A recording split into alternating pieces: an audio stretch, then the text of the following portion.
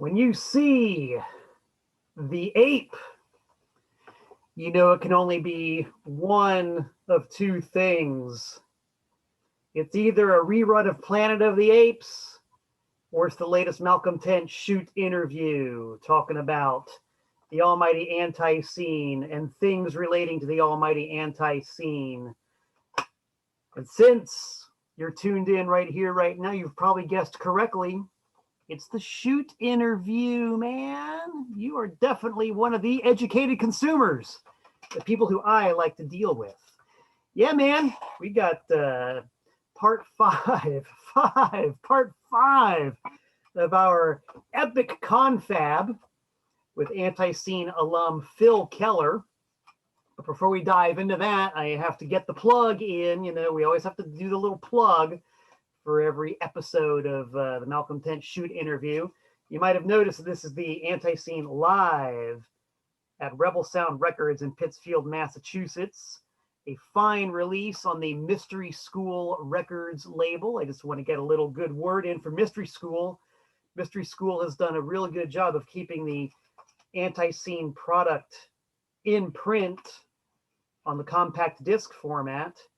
I was always a hater of CDs, and I never ever thought I would dream of coming on mass media and say, don't worry guys, CDs are alive and well. You can still get them. Mystery School Records does have CDs. Just write to them directly. You can also get, I got to mention, the latest They Hate Us album on Mystery School Records. They Hate Us, if you look carefully at the personnel. Oh, look at that guitar player. That's Malcolm Tent on guitar. Woo! P.P. Duvet of the Murder Junkies on vocals and Dino Sex of the Murder Junkies on drums. This is good stuff. Also on Mystery School Records. So if that's a trifecta, this is a quadrifecta. You need it. You'll get it. I trust you. I totally trust you to get it together and get it over to Mystery School Records. They're good people, and they release bad music. So, all right then. Time to get to the matter at hand, which is, of course, me and Phil Keller talking about the only sport that matters, professional wrestling. Phil Keller, welcome. How you doing, sir? It's a pleasure to be back for our part, whatever you want to call it, 5 of our, hell, it's not so much a feud interview anymore. It's a Texas death match right now. So. Yeah, right. We'll see who crawls out the cage first and wins this one. Well, man, who knows? I mean, I've told you, might have told you on air, I might have told you off air, but you know, I can keep going for days. So, you know, I'd put Nate to shame right now. I could go for days. So. Right on. Well, I'm kind of surprised that this topic hasn't come up before. We've sort of brushed up against it with other shoot interviews. But, excuse me, professional wrestling is like so important to the ANTiSEEN aesthetic that I don't know how it hasn't really come up in depth till now. So let's get into it in depth till now. Like if anybody out there is a fan of this group and hasn't noticed, we're here to tell you point blank, Daddy, that professional wrestling is an integral part of the ANTiSEEN world outlook. I'm a huge fan. Phil Keller is a huge fan. So why don't we just start off with a sort of personal note and say, Phil Keller, how'd you get into wrestling, man? I got into wrestling the same way. I mean, you know, I don't mean to just pigeonhole geographically, but probably the same way most kids my age, you know, and geographically watching wrestling on Saturday mornings, Saturday afternoons, and Saturday evenings with my dad. My dad was a casual fan. You know, it's not like he was diehard. Going to the Charlotte Coliseum to start riots or anything. But yeah, watching 605 Saturdays, and it was on syndication. Not just the NWA product, because I had a little bit of NWA in Mid-Atlantic before it became Turner and, you know, the WCW program. It was, you know, getting tongue tied here, but, and then, due to cable and us actually having cable pretty early on in my life, you know, I got WWF as well. My half brother, he's my brother, but my half brother, his dad, they used to go to the matches all the time in Charlotte, you know, so I would get that. I would live vicariously through him, you know, because it was a pain for my dad and my family to haul, you know, 3 kids an hour down the road, you know, to Charlotte when it wasn't exactly, you know, a picnic getting to Charlotte back then. It wasn't hard, but, you know, it's a lot to do, and crowds, and Charlotte Coliseum, you know, used to get a little bit rowdy when I was little. You know, it was before everything really calmed down wrestling wise in the late 80s. And there weren't as many riots, chair throwings, and, you know, the wonderful things that, you know, preceded, you know, my generation, my time. But no, just, you know, sitting there with my dad on Saturdays, that was what started it. You know, being, you know, I hate to be stereotypical, but, you know, being a little boy and in the South, you know, we were very physical, very aggressive, me and my brothers. You know, we had our own little mock matches, you know. I mean, it's what you did at that time. I mean, even my wife, for a short period of her early life, watched wrestling. So, it wasn't, you know, I mean, it wasn't just for the guys. I mean, it mainly was, you know, back then, you know, it was our soap opera, for lack of a better term. But, you know, it was you know, I'm in Flair country, I'm in Crockett country, I'm, you know, neck deep in NWA Mid-Atlantic territory. So that's, you know, they used to run the fairgrounds. You know, they used to run a couple, you know, different places in Lenore, right up, you know, just 20 minutes up the road from me. They ran Morganton. You know, they all these places, you know, Asheville, of course. They used to run Asheville. You know, of course they ran Charlotte. You know, that goes without saying. Of course they ran Greensboro. They ran Winston-Salem until they killed the town in the late 90s with the Kurt Hennig, when he was in the Horseman for 2 seconds and slammed the cage on Ric Flair's head. That killed the town of Winston-Salem to wrestling forever. But anyways, I digress. You know, they ran High Point, they ran Wilmington. They spot shows. It may not have been TV, but, you know, they ran all over the state. So I mean, I've just been immersed in it my whole life. You know, I've saw that, you know, there was Smoky Mountain Wrestling tapings, you know, in the early 90s here in Hickory. You know, or, you know, we got it on WHKY.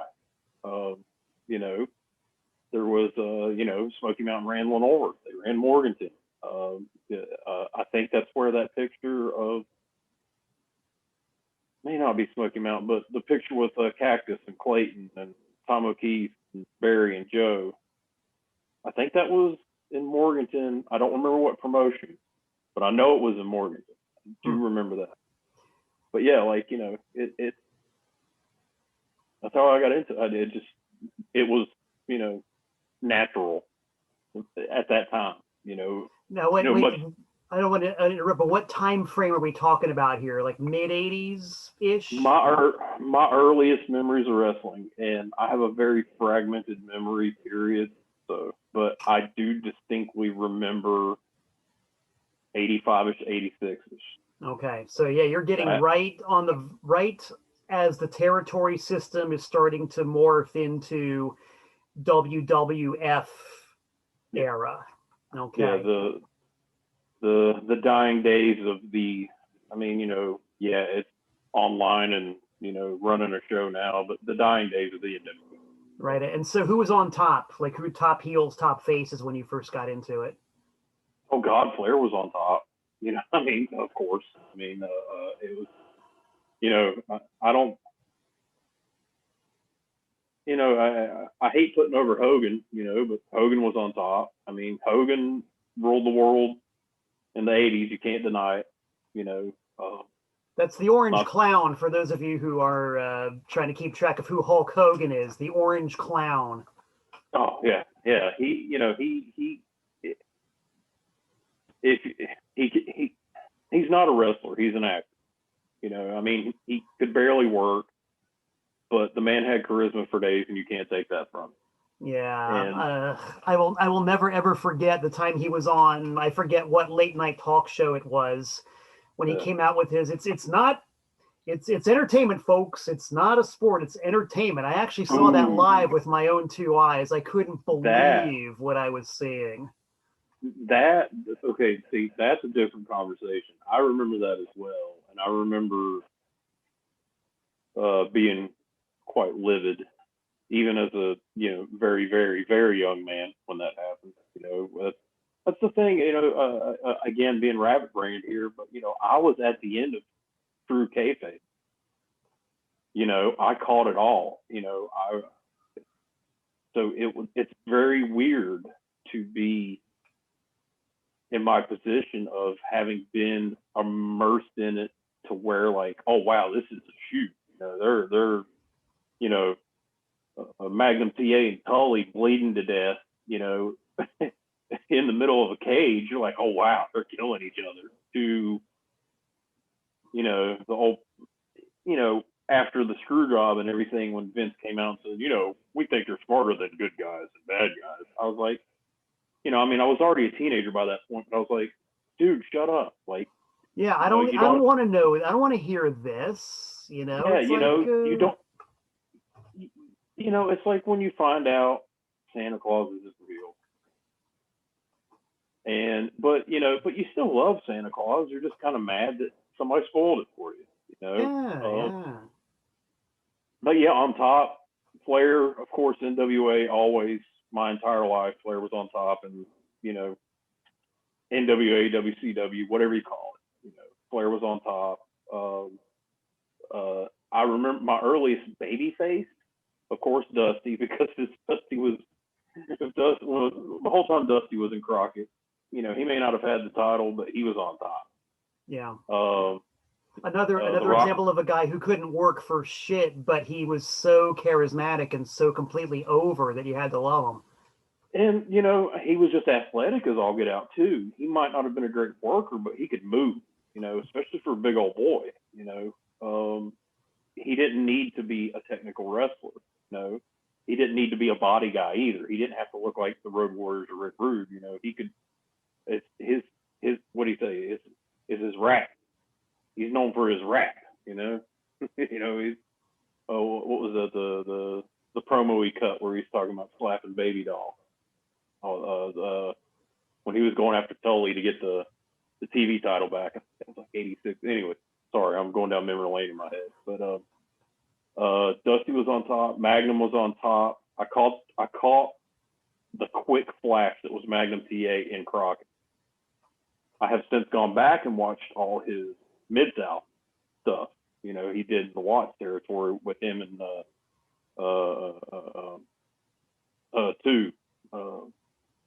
Mr. Wrestling 2, which is great stuff.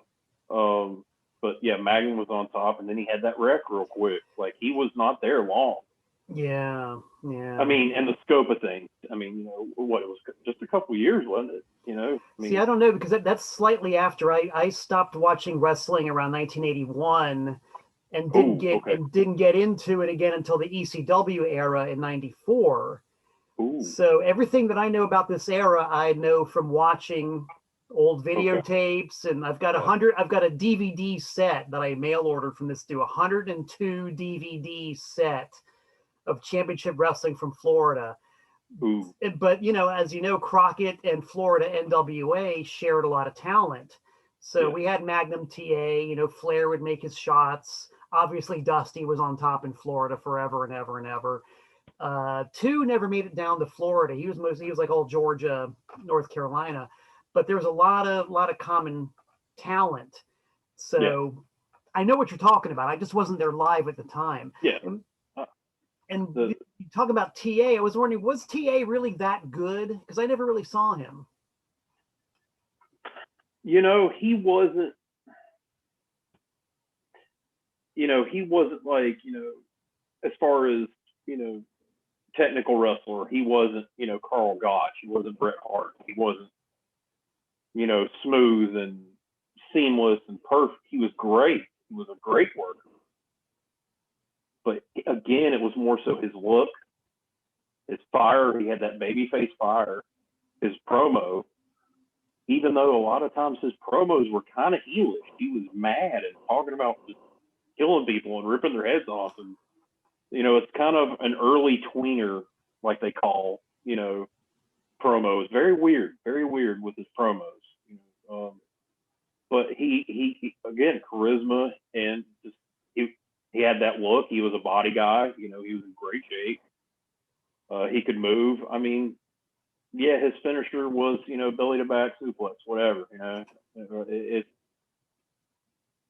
But you didn't need something that your finish was your finish back in the day, but it didn't have to be you doing a 450 frog splash from 40 feet in the air. It didn't have to be the high spot.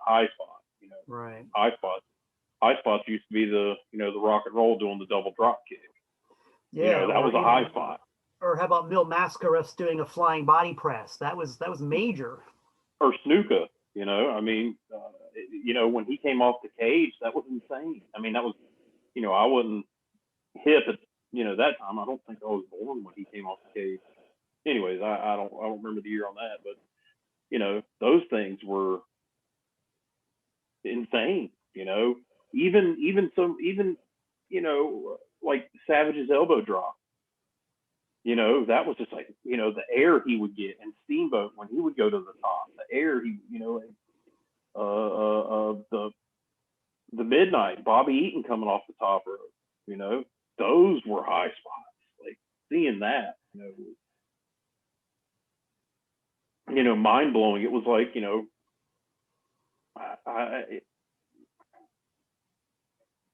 I guess that's kind of why curmudgeonly, like a lot of the high spots in the modern day product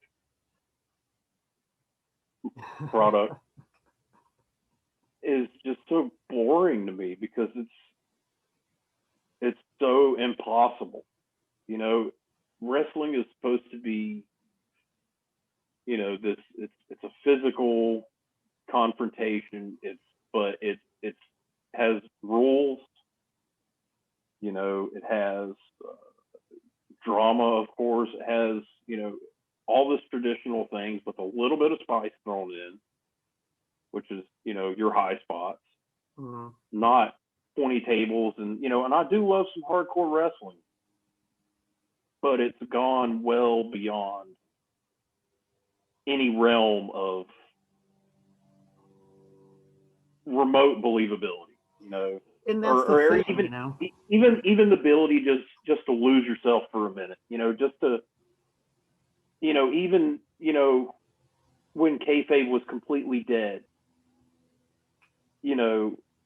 I could still lose myself in it, even though I knew it was not, it was work.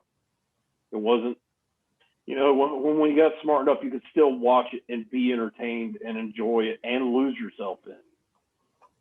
You can't really do that much anymore. Occasionally, you get little gems of stuff like that. I haven't watched it yet, but I've heard great things about the Roman Reigns Jey Uso match. But that's modern day product. I'm on the very, very, very edge of the periphery of the modern day stuff. There's like 4 or 5 cats that I still care to watch, and that's it. Yeah. I'll occasionally catch wrestling when I'm on tour or traveling around and somebody's got cable TV or satellite, because I don't have any of that out here at the farm. I just don't have it, so I never catch it. But yeah, every now and again, like the NWA Power that they were doing recently, that was pretty cool. And that was good. I've even seen some of the current WWE stuff. That was okay. But my big problem especially with the WWE. And I've always had big problems with WWE, WWF, WWQ, or whatever it is what they've got now is like so highly choreographed and so reliant on post-production and Three Stooges sound effects. They've got the exact same smack sound for every single chest shot, for every single chop. It's the same sound. You hear it every single time, and the same audience, dubbed applause. I can't get into that. That totally ruins that willing suspension of disbelief that you were talking about a second ago. Yeah.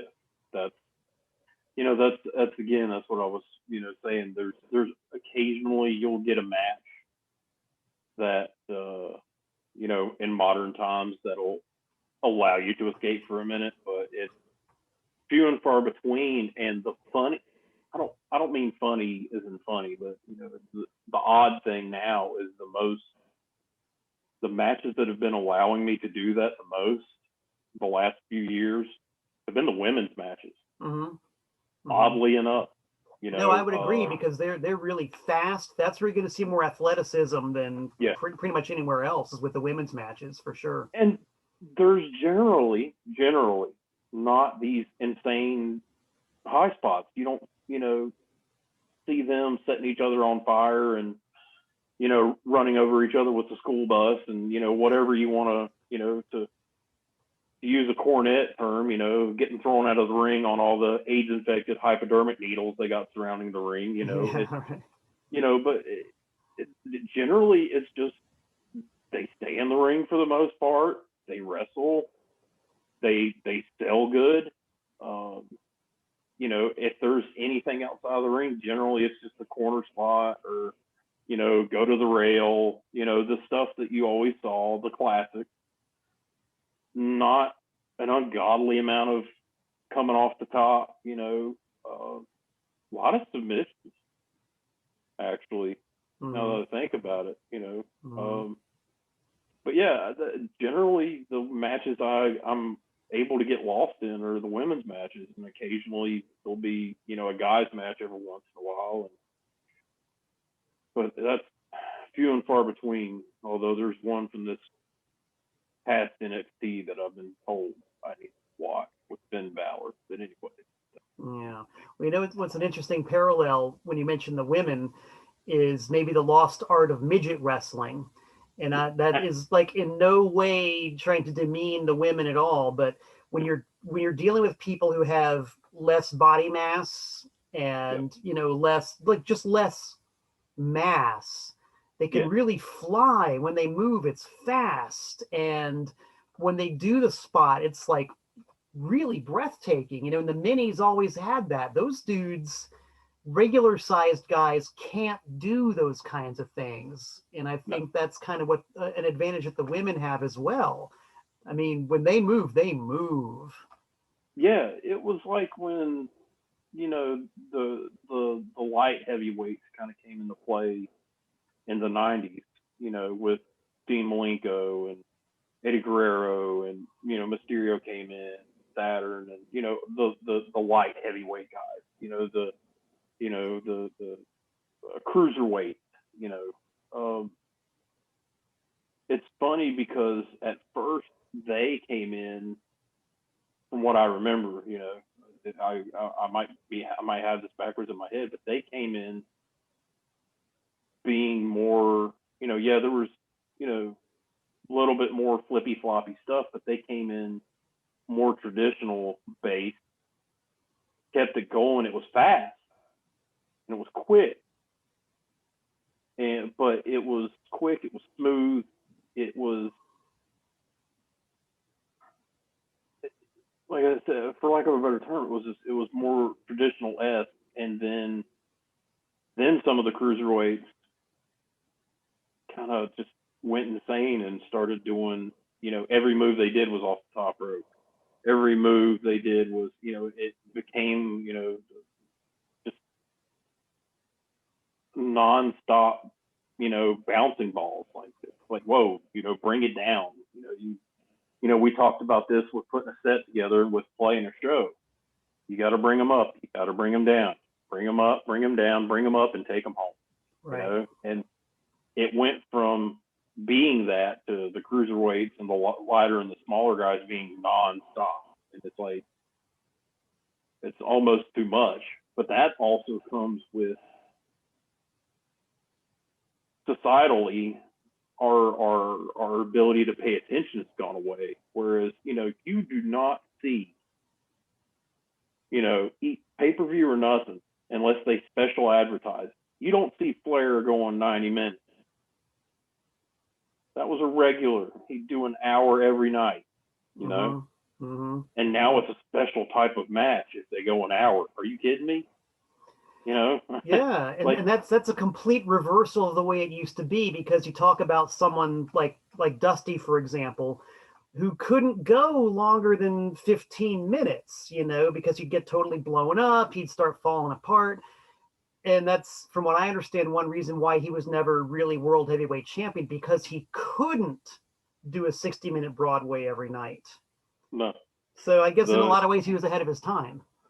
He said I remember on, you know, because I will say this, I don't know, yeah, this is me putting WWFE over for a second. The network is worth having for a lot of reasons. One, the archives. That's all I watch, pretty much do with the WWE network, is watch the archive. Going back to Mid-Atlantic stuff before I was born. You know, there's Memphis, there's Smoky Mountain, there's, you know, the archives are insane. The archives are worth it. It's worth the $10 a month. I would agree with that. If I had cable, I would watch it for the exact same reason. Watch it on your computer, sir. Oh. I'll turn it on my lunch break at work on my phone. If I like, hey, I just want to watch a match, you know, pop it on real quick. You know, you can stream it anywhere. It's worth it. That's it. I'm doomed. You'll never see me again. That's it. Goodbye, cruel world.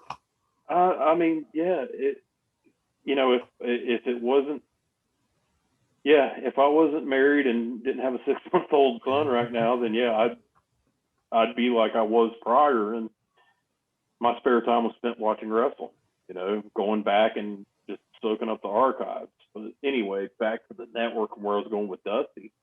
They used to have this, it was on, you know, extended cable on demand back in the day, the Legends of Wrestling Roundtable that WWE put on.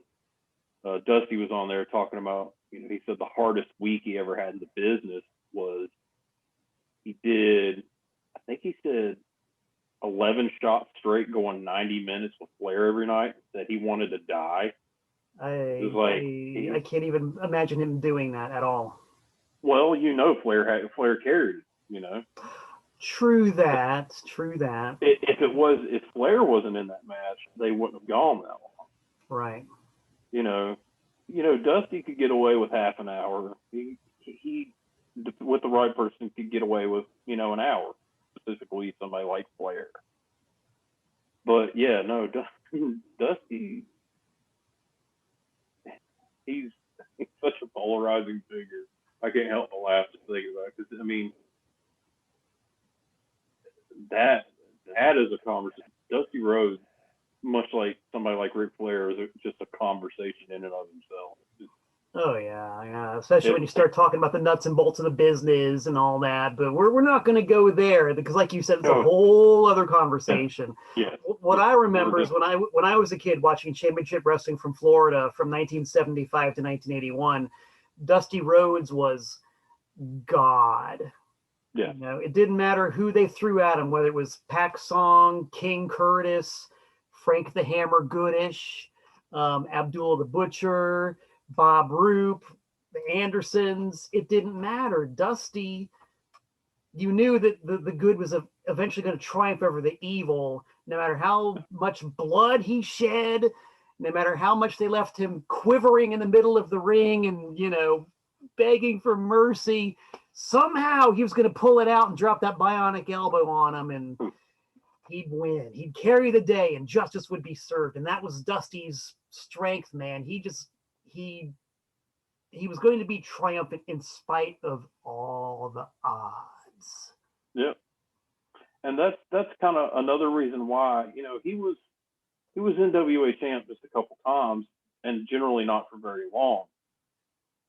And the reason why is because he was more of that person that was meant to chase the belt, to chase the title, whether it was the world title, the TV title, the US title, whatever. Dusty, he was the sympathetic baby face. He was the guy meant to chase Flair, like that was the 80s. Dusty and Flair chasing each other. I mean, yes, Steamboat, not taking away from that, because honestly, the trilogy in '89 with Flair and Steamboat, take your pick. One of those three matches is the greatest match of all time, my personal opinion. Followed very closely by, Bret Hart and Stone Cold, the I Quit match. That was art in and of itself. But again, picking favorite matches is, very subjective. That's very, Yeah, but what you were saying about Dusty's role as a dreamer and a chaser is totally true, because going back again to Florida in the 70s, his entire program in 1976, the bicentennial year, since he was the American Dream, 1976 was the year that he was going to take the belt from Terry Funk, who was the NWA champion at the time. And they built an entire year program around Dusty Rhodes going after Terry Funk so that the American Dream could win the title during the bicentennial year. And of course it didn't happen, but they milked it. They really, really milked it. And at the end of the year, he hadn't gotten the belt, and you were just like so sympathetic, and you felt so bad for the Dream, And, another thing that has changed, it's a societal change, it's a technological change, all that stuff influences it. You can't build a year-long program anymore. You can't do it, because, and actually that's something, the WWE is to blame for, is making hot-shotting the standard instead of the desperation move, and it started with the Attitude Era, and, when Stone Cold broke and wrestling was on beyond white hot fire, like no one's ever going to beat Stone Cold.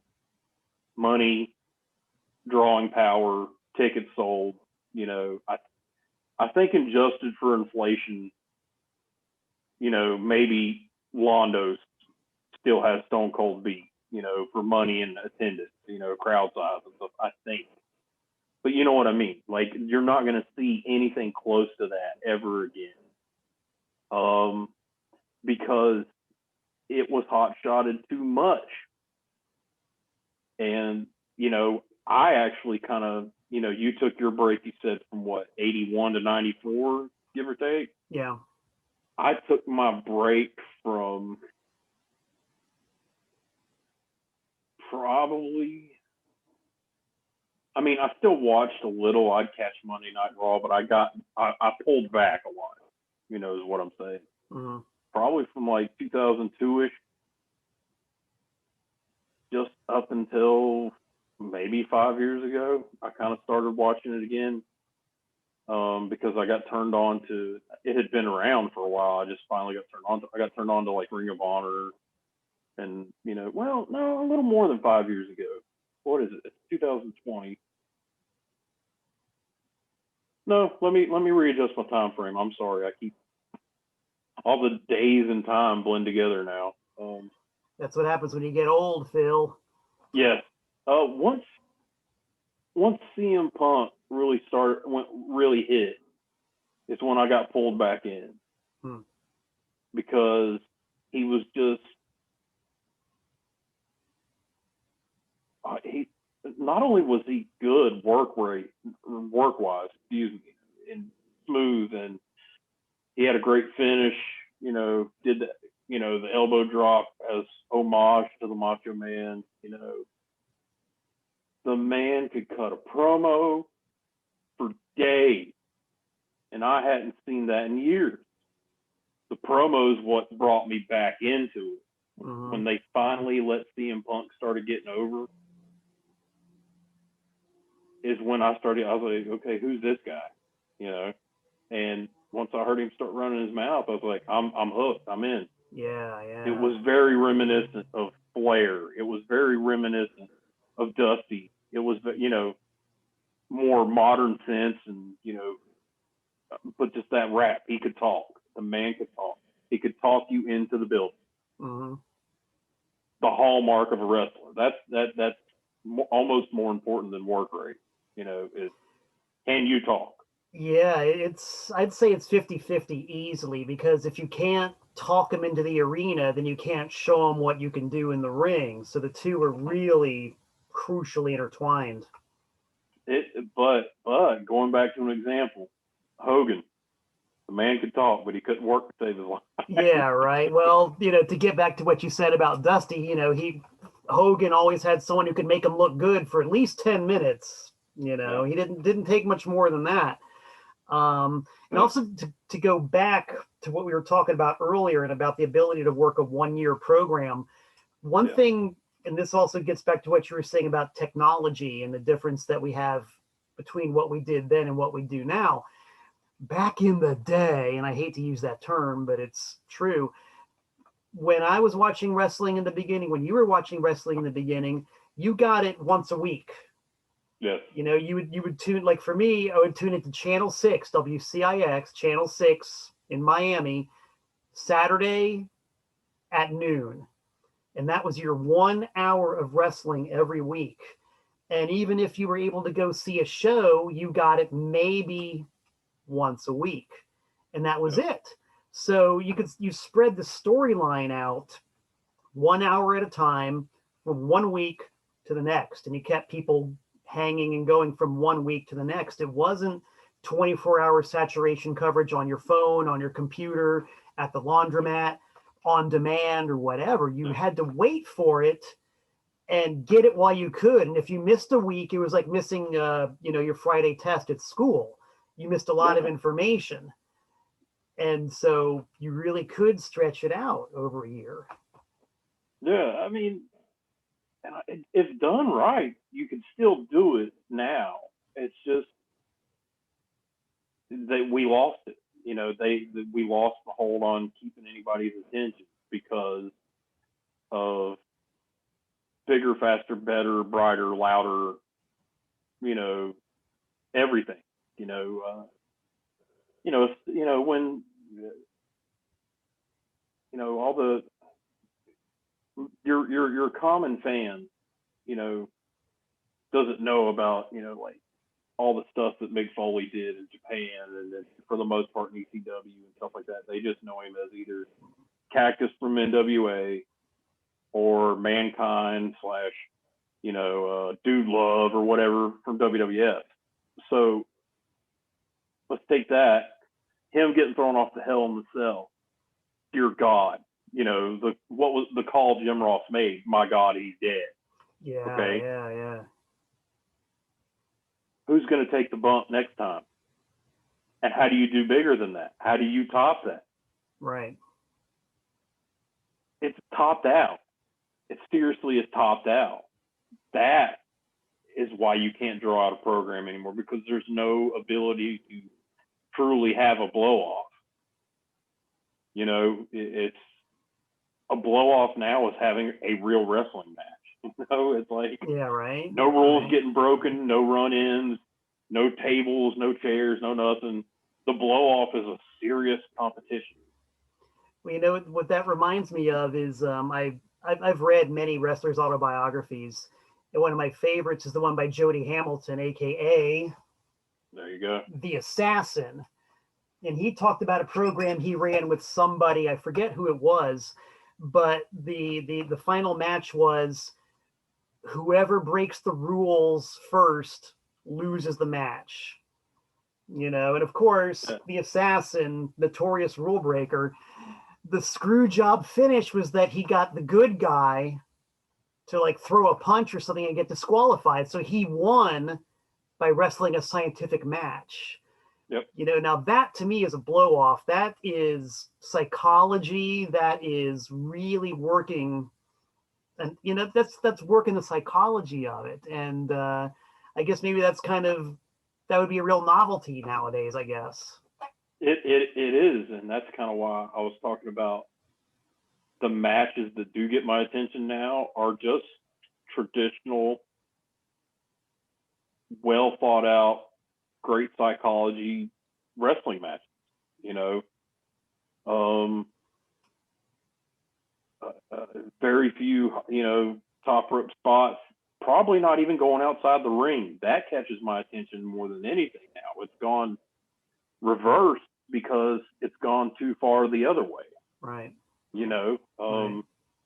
you know, every time there's a Hell in the Cell pay-per-view, everybody online in my circle of friends, you know, who still watch, is like, who's going to take the bump and how's the bump? You know, what are they going to do? Yeah. We shouldn't be able to, or it shouldn't be like that where we see a match and a match stipulation and we're already like, okay, well, who's going to do it?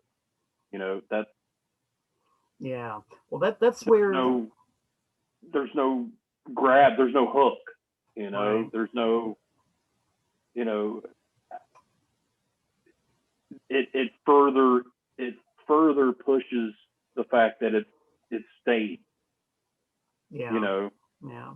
because you're sitting there like, well, okay, you know, who's going off the top of the cage, or who's going to go through the cage, or you know, who's going to do this, you know, okay, because it's this match, so this has got to happen. Right. Right. And that's where early ECW really, they walked that line beautifully. They combined the best of both worlds, you know, because they had the extreme style, but you never knew what was going to happen. You know, it was Yeah. nothing but twists and turns, coupled with great storytelling, awesome interviews, Yeah. and a lot of really excellent technical in-ring work. You know, it's like seeing Eddie Guerrero versus Dean Malenko. That was ECW originally, not to mention the luchadors, you know.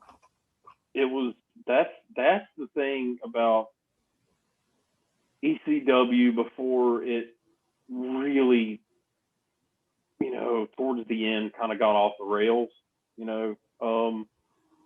But I don't even want to say early, but for most of ECW's most of its original existence, you know, it like you said, it had that line and it walked that line really well. You know, you would have a Malenko Guerrero or Taz come in, you know, or whoever. You have your scientific match. It's good mat work. Everything's great. But then the main event might be Sabu and Funk in a barbed wire match. But the psychology was worked. It's not like they just went straight in and cut each other all to hell. You know, they didn't hit that barbed wire for a good little while in that match. And then when they did, it was on. You know, it was nothing but barbed wire the rest of the match. Yeah. But they sucked you into it. Right. You know. And on top of that, I'm sorry, I'm getting all worked up here just talking about it. Excuse me, but on top of that, they would have worked at a whole storyline up to it. Yes, it was. You know, it was a program. You know, that was, you know, like the blow off. You know, ECW was great. You know, at doing that for the longest time, and you know, there's, you know, some uber extreme traditionalists out there that, you know, oh, it's garbage wrestling. Well, Jim Cornette. Hey, I love Cornette. You know, I was trying to be nice. But, you know, but even Cornette has admitted, you know, it had its place, but it did give birth, unfortunately, to, you know, the CZW stuff where it's just like, hey, I'm just going to just slice myself completely open, bleed the whole time. What can I throw myself through? I'm going to staple everything in the building to myself. You know, it went to, that's when you're like, yeah, I mean why? You know, that's where ECW lost me. You know, I mean, when it got to yeah, be nothing but the you know, extreme violence. And it's so funny because even from the very, very beginning of ECW, they always sold themselves as the most violent promotion around. Like getting back to almost the early tri-state yeah, promotion, they were like, yeah, we're the most violent wrestling around. And they weren't.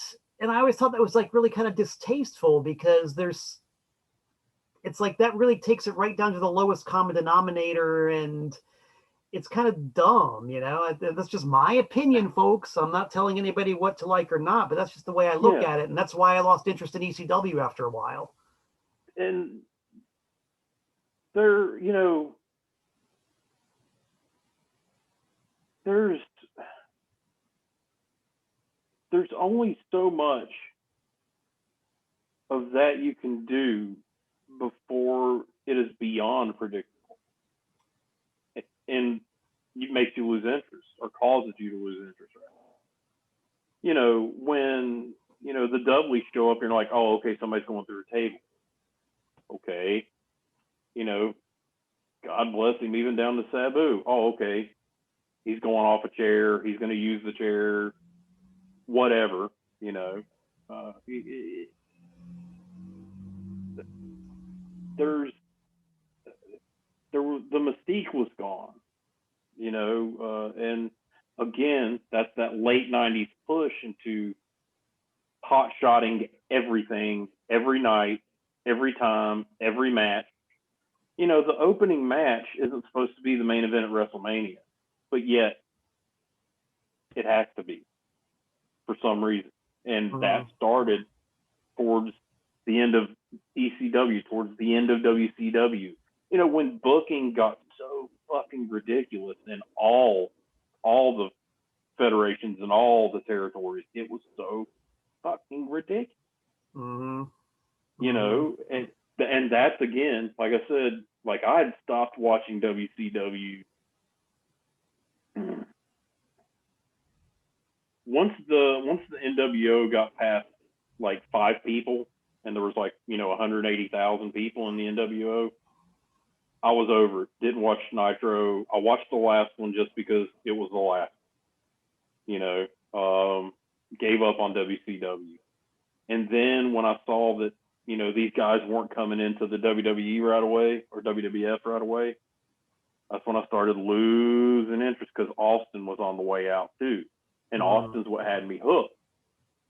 Because, you know, again, the promo, the man can cut a promo. You know, he talk those asses in the seat. You know, and you know, again, he was, you know, black boots, black trunks, just basic as you can be. Ground game. He wasn't a submission guy. He wasn't a top rope guy. He wasn't a high spot guy. Rough son of a bitch coming out there to wrestle. You know. Again, that's what hooked me, you know. And again, years later, that's what hooked me with CM Punk. I mean, yeah, he did some high spots, stuff like that, but for the most part, rough and tumble, you know, coming out there to kick somebody's ass, cuts a promo, I'm hooked. Right. You know, very, you know, anti-authority, anti-establishment characters. I mean, you know, that's why, you know, that, you know, Austin and, you know, Punk held me for so long. That's why those kept me in, you know. And well, Flair kept me in always, because if you don't want in some part to have been Ric Flair, at least for a little bit in your life, and something's wrong with you. Well, now I always wanted to be King Curtis. That might be a big difference between. No. You want, deep down, Malcolm, there's some point where you're like, you know what? I wouldn't mind being Flair for a couple days. There's been a point. Well, okay, I'll admit it. I wanted to be Ric Flair until the Bills came in. Thank you. See, at least you admitted it, though. Yeah, and I agree with that. I'd have been Flair up until wife number 3, and then wife 1 and 2 is one thing, and wife 3 is where everything kind of started shaking. But anywho, yeah. you know, but it goes back again to, you know, wrestling. Even when you still thought it was a shoot, you thought it was real. It was allowing you to forget. It was allowing you to be completely immersed in, much like a rock and roll show. Much, you know, which is why the two are entwined. It was that ability to forget everything for whether it's an hour, 2 hours, whatever. You know, I don't want to say having heroes, you know, but, you know, having, you know, for lack of a better term. I'd say that. I don't think there's anything wrong with that. You know, especially when you're young. You know, you gotta look up to somebody. Yeah, you know, but it's even that way, you know, again with a show. You know,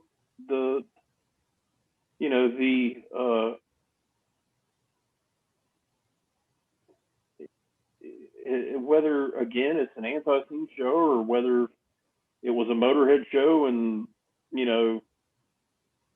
whatever, 1982, or whether it was, that there's these moments in your life that you can recall, like, this significant event was the only thing that mattered at that particular time. Mm-hmm. Music and wrestling, in my personal opinion, and at least in my life, have the most of those moments.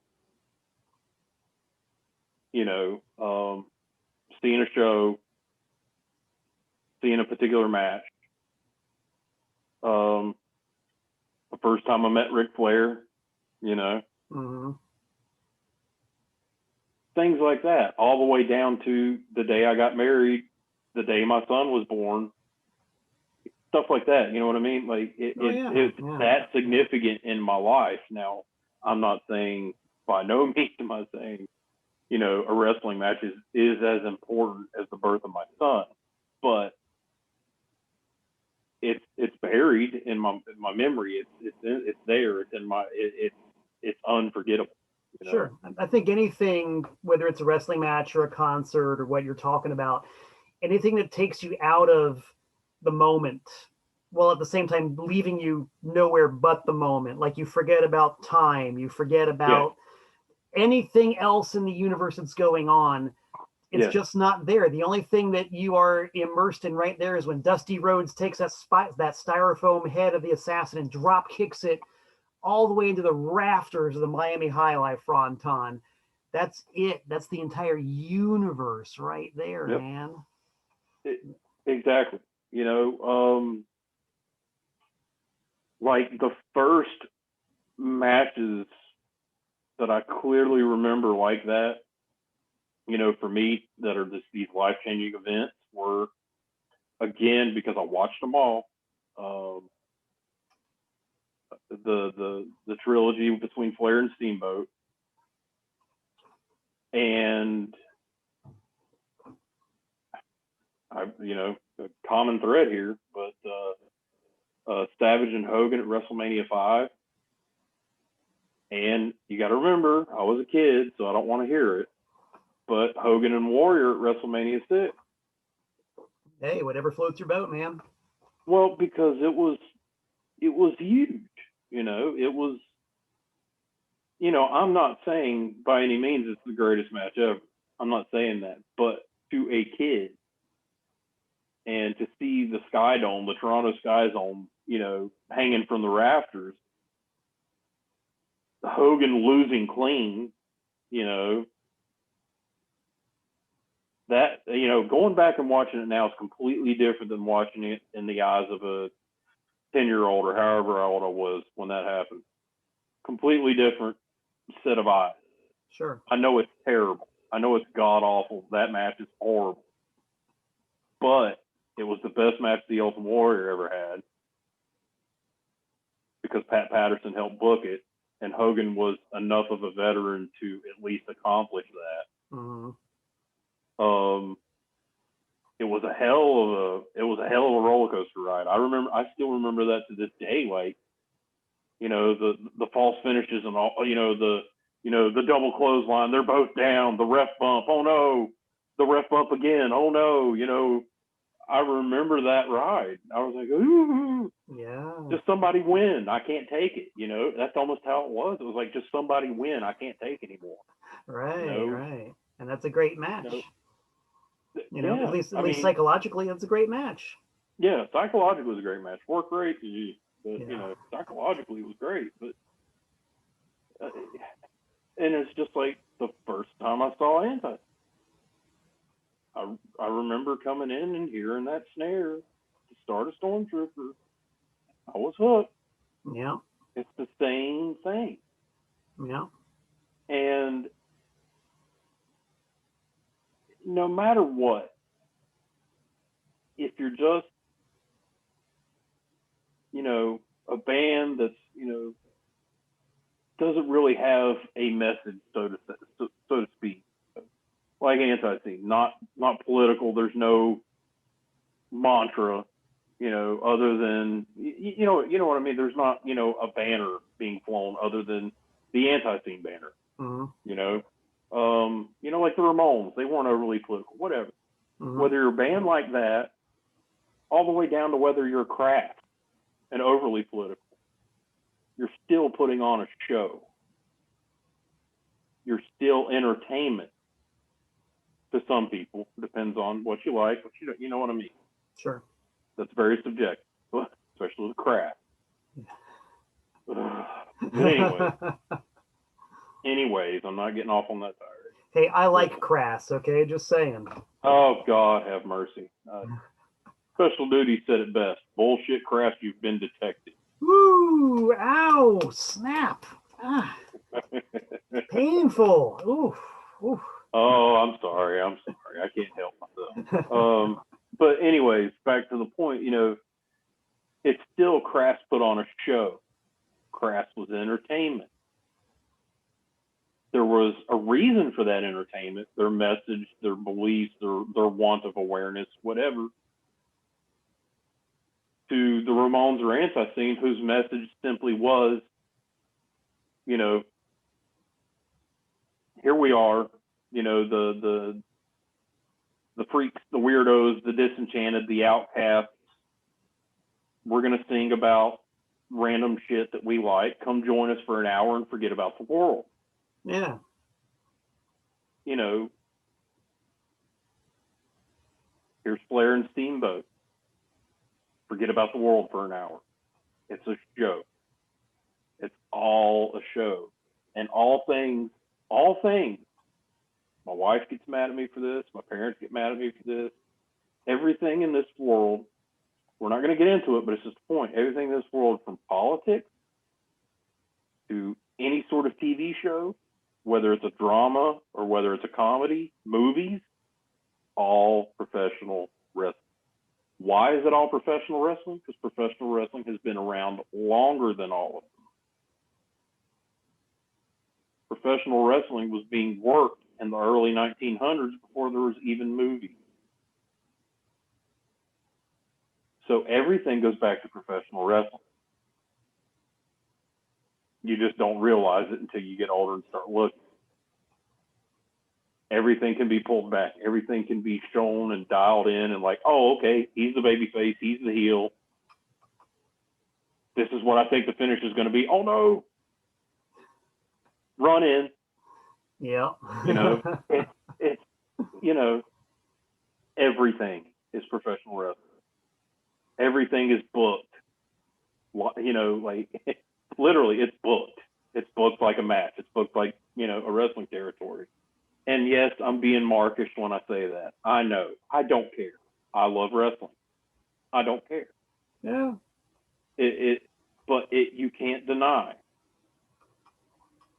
that everything comes off as a work almost. You were talking to the last guy who's going to argue that point, Phil. So, I mean, and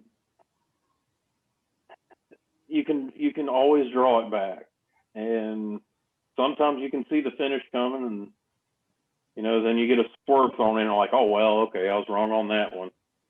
But the next time, you're always left with that. But the next time these two guys get in the ring, because it's a program, it's getting work. Wrestling, that's why I think, you'd have to ask Clayton this, why wrestling became such a big part of ANTiSEEN is because not just the fandom of Clayton, loving wrestling, not just because of that, but wrestling became such a big part of ANTiSEEN because they are one and the same. Rock and roll and wrestling are the same thing at different times, and sometimes at the same time throughout history. Rock and roll and wrestling have been the outcasts, the dangerous, the what your parents don't want you to watch, what your parents don't want you to hear. It's always been, and hold on, I'll finish the thought. It's always been, for the outlaws almost, even when wrestling at different times was, like in the Memphis territory, when pretty much, everybody in the whole damn town was going, to the Memphis Mid-South Coliseum to watch wrestling. Yes, everybody loved it. But then what happened? It went back down into the shadows. It went back underneath, and people lost interest except for the outlaws. The outlaws were there. The outcasts, the people who were, the cast-offs. It was always there for us, just like rock and roll was always there. Mm-hmm. And there's, like right now with wrestling, it's getting ready to drop off again because it's just been going through the roof and going through the roof, going through the roof. And it's going to drop off again. It's going to come back down to us. We're going to have it for a little bit. And then, it's going to become cyclic. It's always cyclic. Right. Sometimes they're longer than others with rock and roll and with wrestling. But it always comes back around to us, and then it becomes dangerous.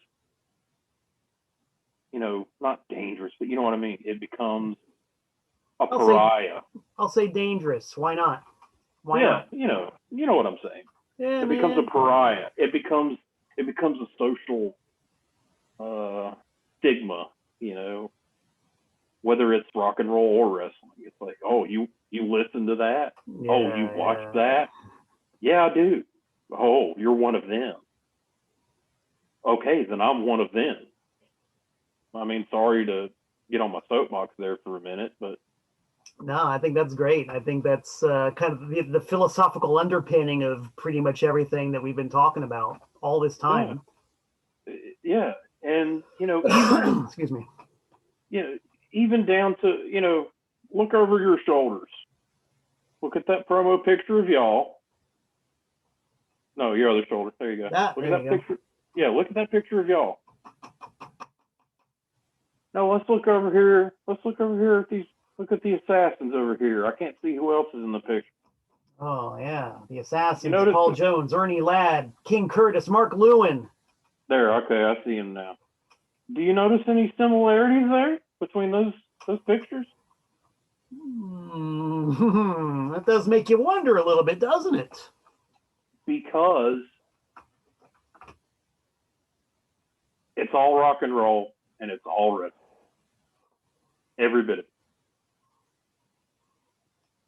Enough said, Professor. I think that is the ultimate defining statement and the perfect way to sign off, man, because we just covered an hour.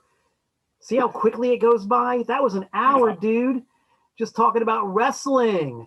And you summed it up, man. You summed it up beautifully. There's literally nothing more I can add to what you just said about it. It's perfect. Well, I do what I can. Sometimes when I get on a roll, I can cut a good promo, and sometimes it's better, but,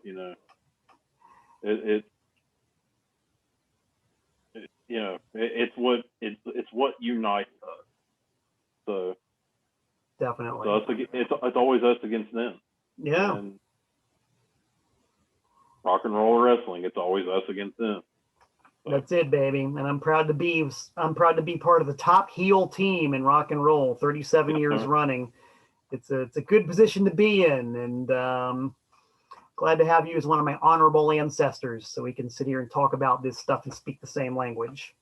Thank you, sir. It was an honor and a privilege to have been a part of that band and been on the stage.